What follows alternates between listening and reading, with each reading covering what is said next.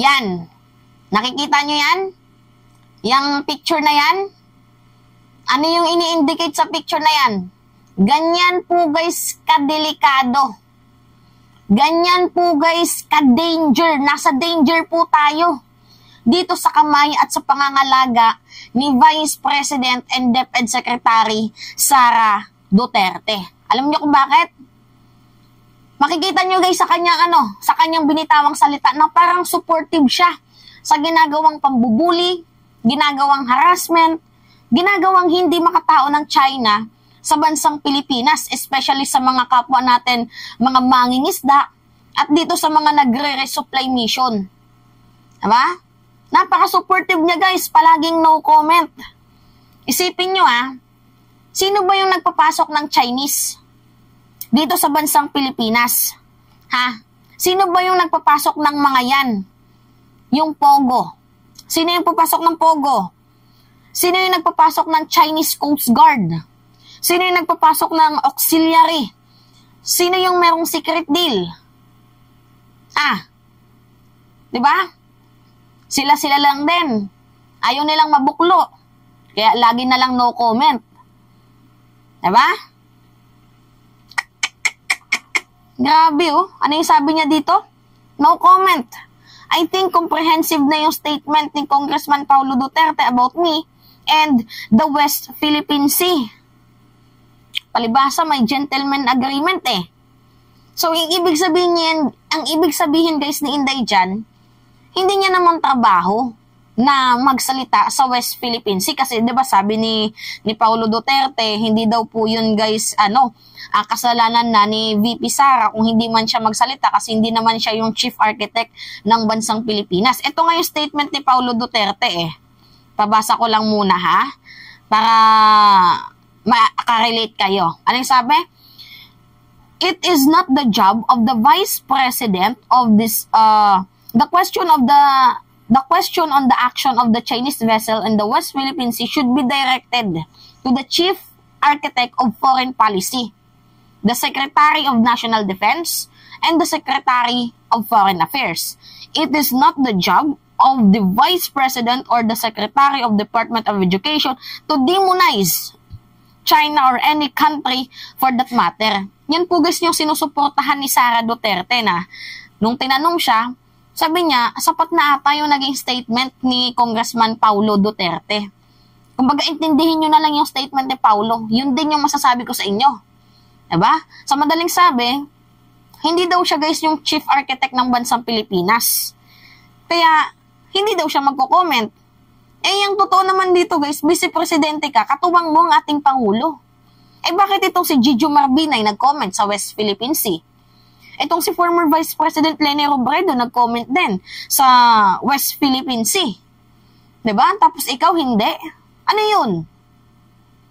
Pinapalabas kasi guys ni Vice President and DepEd Secretary Sara Duterte na hindi niya gampanin yun. Kasi gampanin yun ng Pangulo kasi hindi naman daw po siya yung Chief Architect ng bansang Pilipinas. Hindi ka naman pala Chief Architect ng bansang Pilipinas, hindi ka rin abogado ni Kibuloy.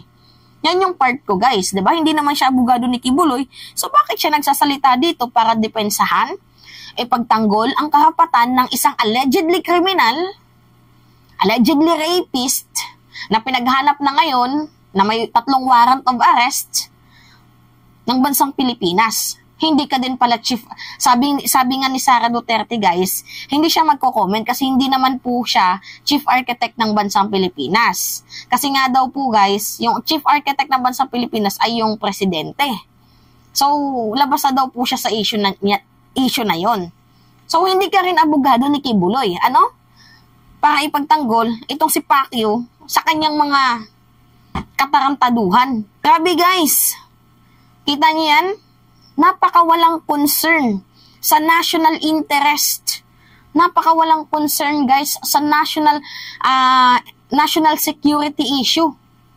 Ganyan yung gusto nyong maging Pangulo? Yung walang pakialam sa inyo?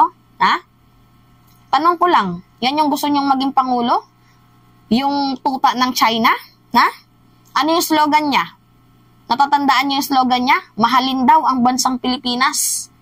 Pagmamahal ba ang ipinapakita ang ginagawa ni Vice President Sara Duterte ngayon? Sa tingin nyo guys, pagmamahal ba ang ginagawa niya na yung ating mga mangingisda, hindi niya man lang kayang ipagtanggol? Diba? Binubuli, hinaharas ng China. Hindi niya man lang kayang ipagtanggol. Nasaan yung paninindigan mo na mahalin ang bansang Pilipinas? Buti pa nga itong si Jejo Marbinay, yung nugnog pandak, laki sa hirap. 'Di ba? May comment sa West Philippine Sea issue. Si Lenny ganun din. May comment sa West Philippine Sea issue. Itong si Sara, no comment. Ganyan na lang ba yung yung kalakaran natin everyday? Pero tuwing may event sa China, nangunguna ka pa sa pagbati. Tapos naka-Mandarin language ka pa. 'Di ba? Kay Kibuloy, nangunguna ka sa pagbigay ng statement, kinukundina mo kuno ang pag-aabuso na ginagawa ng ating pamahalaan. 'Di ba? Mayroon ka ding pagkakataon, oras para i-defense yung sarili mo laban sa mga demolition job, black propaganda. Pero sa West Philippine Sea issue, tahimik, wala, nga. Ha? Ganun ba? Tama ba 'yon? Ito guys Panoodin natin. Nagpaliwanag si Vice President Sara Duterte kung bakit tikom siya sa isyu ng tumitinding tensyon sa West Philippine Sea. Nasa frontline ng balitang yan si Marian Enriquez. No comments. I think comprehensive na yung statement ni Congressman Paulo Duterte about me and the West Philippine Sea. I think that question can better be answered by the Department of Foreign Affairs and the Secretary of the Department of National Defense. Ito ang sinabi ni Vice President Sara Duterte sa gitna ng usapin ng patuloy na pangaharas ng China sa West Philippine Sea. Inulit niya ang sinabi noon ng kanyang kapatid na si Davao City Representative Paulo Duterte na dapat ay idirekta sa kalihim ng Department of National Defense at Foreign Affairs ang issue sa West Philippine Sea at hindi kay VP Sara na kalihim ng Department of Education. Yan. Rinig nyo? Ganyan ba kakapal yung mga mukha nyo? Sa usaping confidential funds, ang bilis. Pag usaping pera, mabibilis. Sa usaping AJK, ang bibilis din. Mabilis yung aksyon. Pero dito sa usaping West Philippine Sea, na kailangan kayo ng ating mga kababayang Pilipino, tahimik kayo. Ganun ba guys yung approach ninyo para mahalin ang bansang Pilipinas? Hindi guys, seryoso, mag-usap tayo Mga kababayan na mga nakikinig sa akin, mag-usap tayo. Ganito ba yung klase ng presidente ng Pangulo na gusto nyo? Sa mga DDS na nakikinig sa akin dyan, ganito yung gusto nyong presidente? Tahimik sa national issue? Ano ibig sabihin yan? Tuta ng China. Ano ibig sabihin yan? Hindi niya kinukundina, bali okay lang, supportive siya sa ginagawang harassment, pambubuli ng China sa ating mga mangingisda at sa West Philippine Sea. Yung pagnakaw ng ating ari-arian, paggamit ng ating ari-arian ng ating mga kayamanan, okay lang. Ganyan ba yung approach ni ng mga Duterte, ni Vice President Sara Duterte? Ha? Sasabihin niya, hindi niya daw trabaho yan kasi hindi naman daw siya yung chief architect ng bansang Pilipinas. Pero sa pagtatanggol kay Kibuloy, hindi din naman siya abogado ni Kibuloy, pero bakit nangunguna siya sa kakatanggol dito kay Kibuloy? Diba? Hindi din naman ata si Vice President Sara Duterte kahil kalihim ng China, pero bakit every time na merong event, talaga nga naman, oo, nagmamandarin pa. Spokesperson ka ba ng China? Ha? O nga pala, kay Amores may pa-letter-letter siya. Pero letter sa pagkukundina sa West Philippine Sea? Wala. Ay, iba na yan. Iba na yan. Hindi na ata tama to, Vice President and DepEd Secretary Sara Duterte. You are a public servant. Pinapasweldohan ka ng taong bayan. Hindi ka naman ata pinasweldohan para tumahimik. 'Di ba? Hindi natin guys gusto ng gera. Walang may gusto ng gera. Pero hindi rin natin gusto na binubuli tayo at ninanakaw yung ari-arian natin. Mas lalong hindi natin gusto yun. So ano yung magiging implication nito?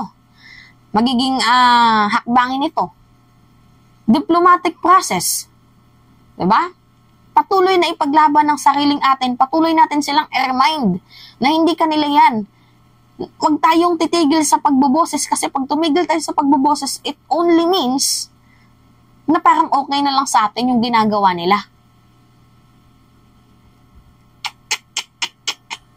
Nakakalungkot, oh. Ganyan guys kakapal. Ganyan kakapal tong si Inday. Tapos pinupush nyo pa yung Duterte-Padilla tandem. Hibang na ba kayo? Si Robin, bobo yan. Alam ng lahat yan.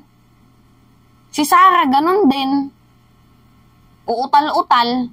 Tinanong sa 125 million confidential funds ni Raul Manuel, tameme, tahimik, hindi makaboses. Bakit hindi makaboses? Kasi hindi naman kayang sagutin. DepEd Secretary, pero kung ano-ano yung pinag-aatupag. Total, inaatupag mo yung ibang gawain, sana atupagin mo din yung ginagawang pambubuli sa atin ng China. Diba? Tinatarantado nila tayo no? Anyway, yun lamang ho guys, at it's me again, si Mima Alicia nyo, at nagbabalik ulit para sa ating panibagong video.